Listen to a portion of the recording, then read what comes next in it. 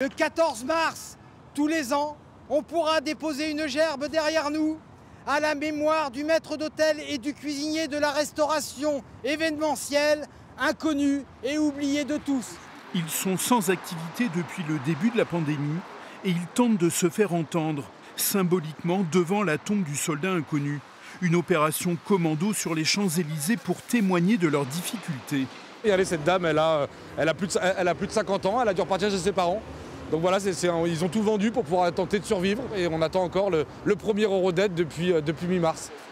Plus de salons, de mariages, d'événements sportifs, plus aucun salaire. Ces cuisiniers et maîtres d'hôtel n'ont reçu aucune aide. Anne-Laure n'a travaillé que 3 semaines depuis le début du confinement en février. Elle a épuisé son indemnisation chômage.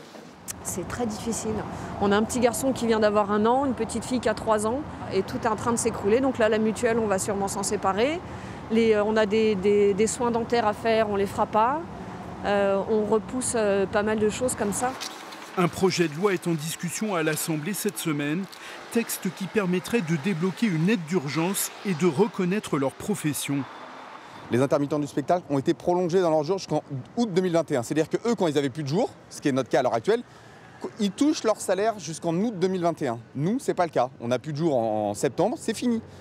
On n'a plus rien. Les cuisiniers et maîtres d'hôtel sont 40 000 en Ile-de-France.